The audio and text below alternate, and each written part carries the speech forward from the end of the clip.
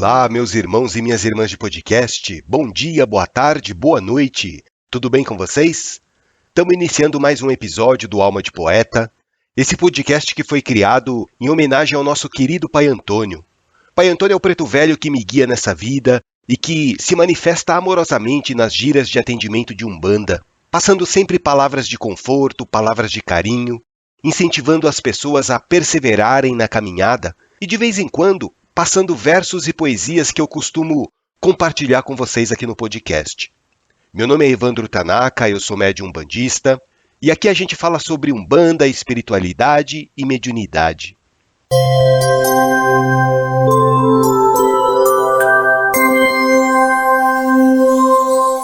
Gente, vocês já ouviram falar sobre karma? As pessoas costumam usar essa palavra com uma conotação bem negativa, né?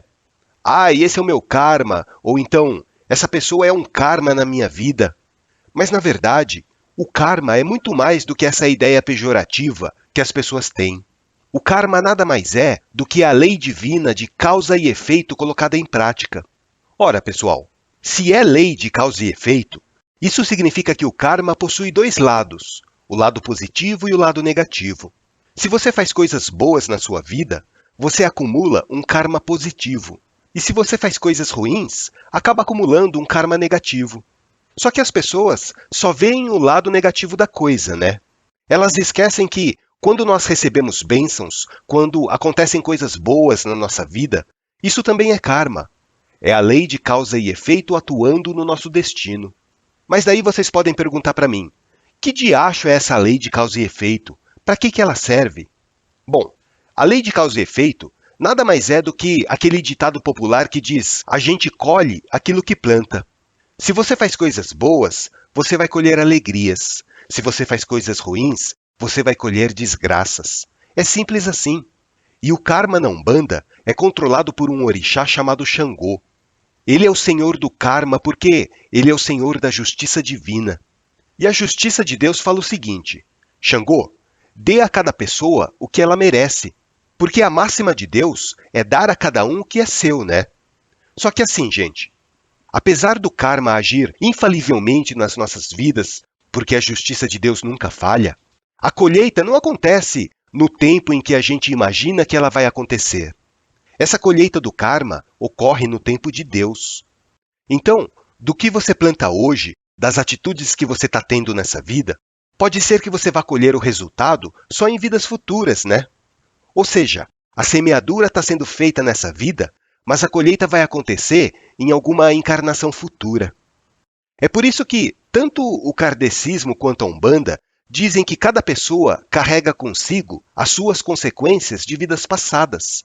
Percebam que o karma é individual. O karma é uma programação onde cada pessoa traz no seu espírito a bagagem do que ela realizou em vidas pretéritas. A gente poderia fazer a seguinte comparação. A título de brincadeira, né? Só para vocês entenderem melhor isso. Quando Deus cria você, Ele abre uma conta no banco da Divina Providência. Cada dia da sua existência, você vai alimentar a sua conta ou com créditos ou com débitos.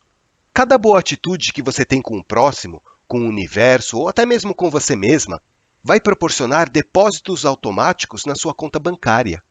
Por outro lado, quando você pratica más ações, é como se você estivesse contraindo dívidas, né?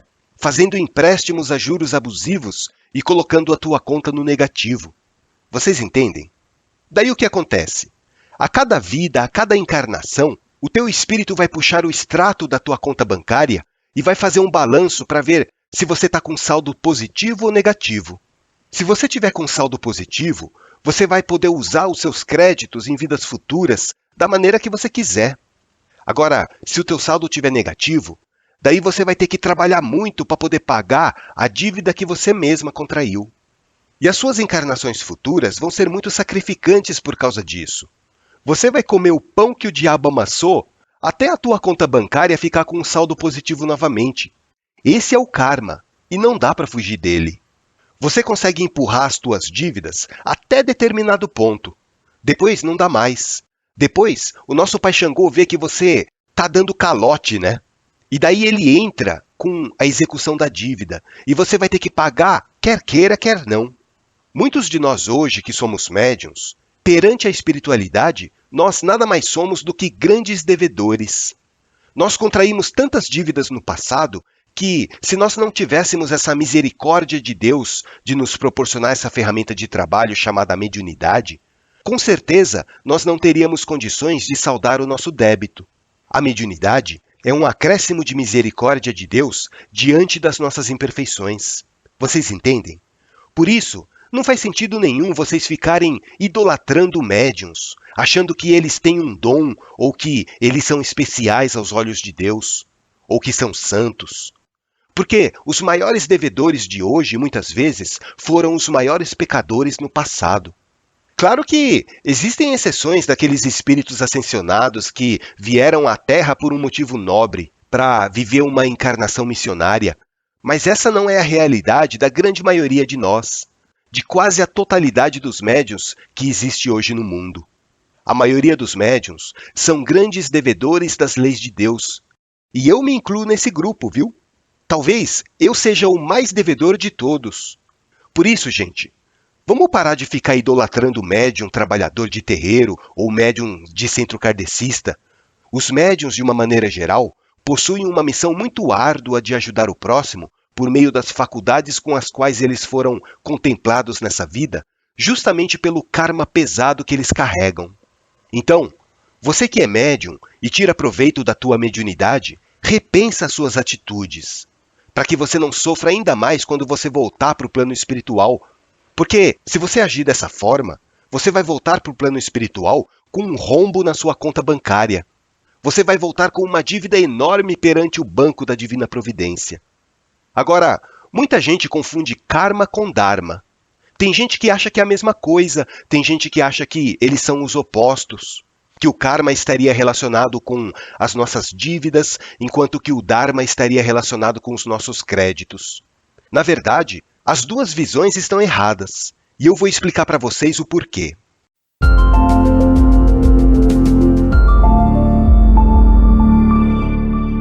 O dharma é uma força maior.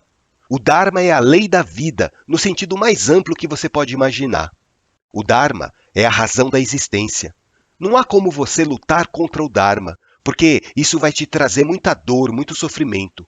Mas a partir do momento em que você aceita o dharma e se entrega a ele, você vai poder construir uma vida mais feliz. Eu vou dar um exemplo de dharma para vocês.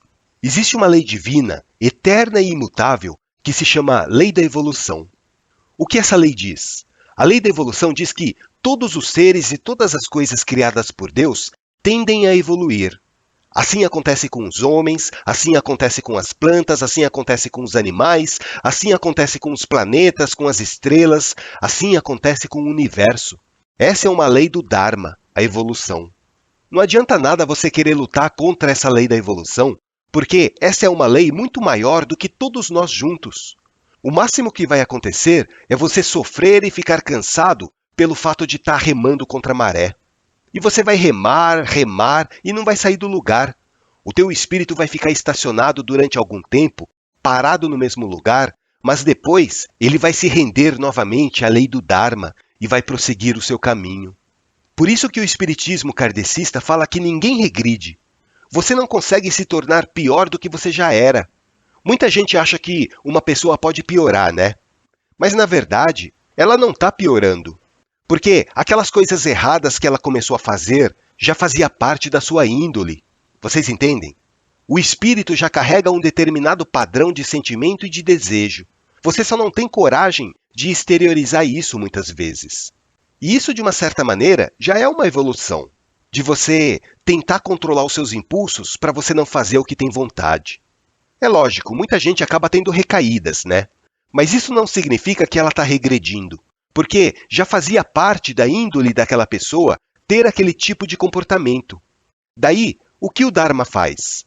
Ele olha para aquela pessoa que continua tendo aqueles padrões de comportamento estagnado e começa a dar chacoalhões na vida daquela pessoa para ela ir se melhorando, para ela ir se lapidando.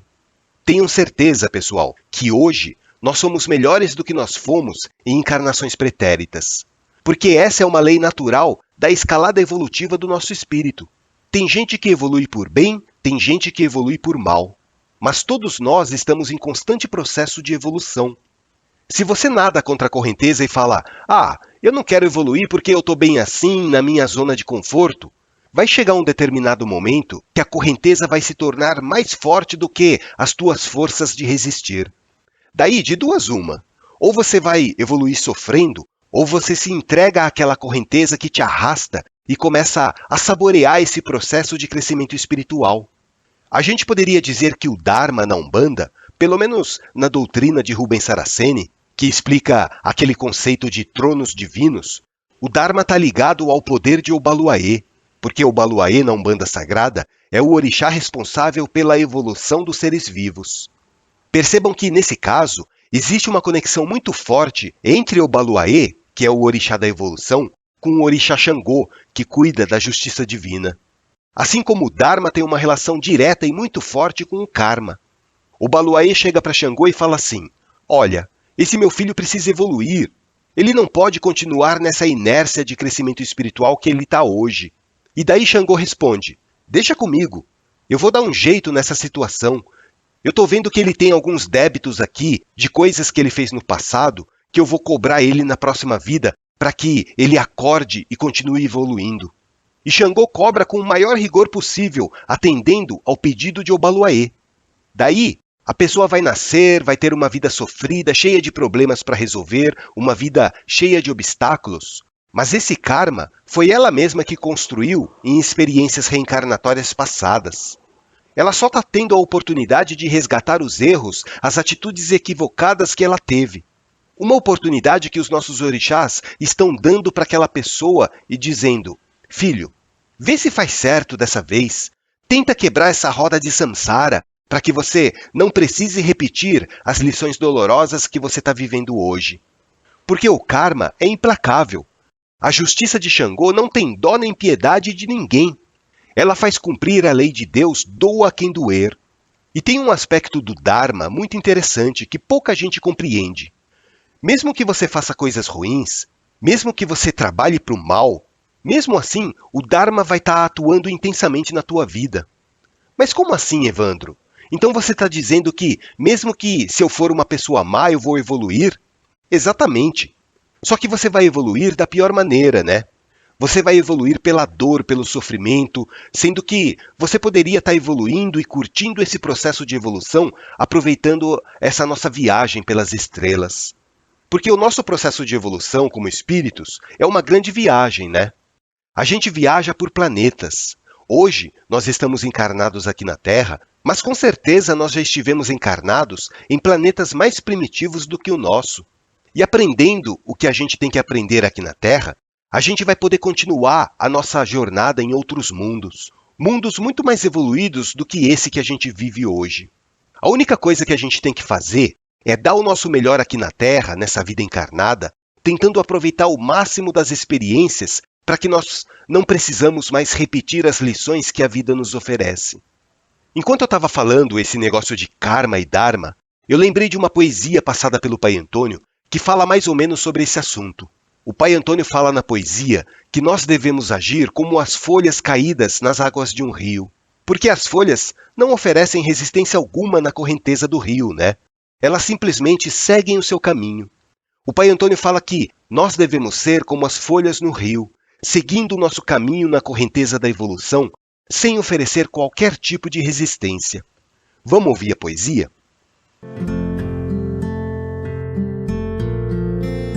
Se as coisas não são como são, por que oferecer resistência? Mais vale viver em gratidão e ter a paz na consciência. Quando nada se pode fazer para alterar o curso do destino, o silêncio poderá trazer mais um ensinamento divino. Se o coração bate perdido, em meio a ondas de incerteza, saiba que existe um motivo para toda sua tristeza. Tudo tem uma razão de ser, nada acontece por acaso, mas a dor que te faz sofrer tira o espírito do atraso. A vida é um rio caudaloso que segue em direção ao mar, Algumas vezes corre furioso, outras vezes vai bem devagar. Quando surgir-te o desafio, observa sempre a natureza. Veja como as folhas do rio nunca lutam contra a correnteza. A sabedoria das folhas eu aprecio, seguindo serenas o seu destino, enquanto o homem luta contra o rio para atender os seus desatinos.